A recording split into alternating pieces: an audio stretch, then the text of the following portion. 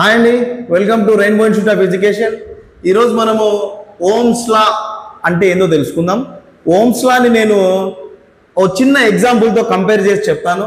Ohm's లాలో 3 పదాలు ఎప్పుడు వస్తుంటాయి: voltage, current, resistance. I will explain you in a very simple manner what is voltage, what is current, what is resistance.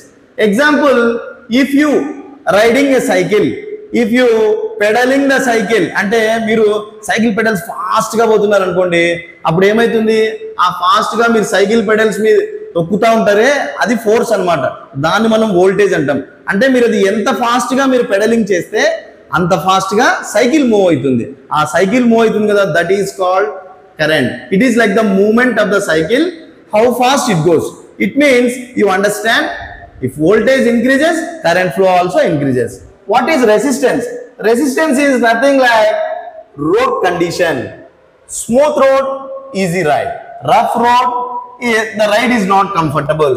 See, rough road always makes you a slow ride. అంటే resistance ఎక్కువ ఉందంటే current flow అనేది తక్కువ అయిపోతుంది, voltage కూడా తక్కువ అయిపోతుంది. ఇక్కడ సింపుల్ గా చూడండి, వోల్టేజ్ అంటే పుష్, కరెంట్ అంటే ఫ్లో, రెసిస్టెన్స్ అంటే అబ్స్టకిల్ అంటే అడ్డుపడటం అన్నమాట. ఇప్పుడు ఎగ్జాంపుల్ మీరు తీసుకుంటే, బల్బ్ అనేది గ్లో అయింది, అందులో ఫిలమెంట్కి ఏమైనా డస్ట్ పట్టింది అనుకోండి, అది ఎక్స్ట్రా డస్ట్ పార్టికల్స్ ఉండడం వల్ల రెసిస్టెన్స్ అనేది తక్కువ ఉంటుంది. రెసిస్టెన్స్ అనేది ఎక్కువ ఉంటుంది.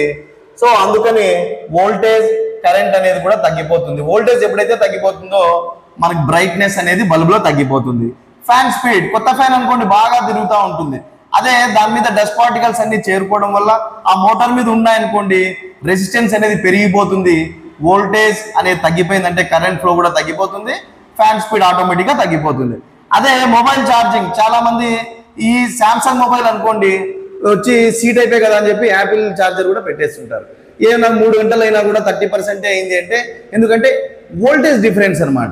ఈ వోల్టేజ్ ఎప్పుడైతే తగ్గిపోతుందో నీ సెల్ పర్ఫార్మెన్స్ తగ్గిపోతుంది, దానికి తోడు ఛార్జింగ్ కూడా తగ్గిపోతుంది. సో రెసిస్టెన్స్ అనేది అప్పుడు దానికి ఎక్కువ ఉంటుంది, నీ వోల్టేజ్ ఈ కరెంట్ ఫ్లో అనేది దానికి తక్కువ ఉంటుంది. ఓకేనా? I hope you understand all the terms.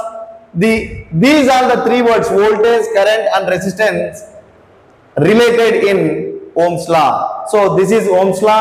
Please share, like and subscribe to our channel, and always follow our channel for more videos. Thank you so much.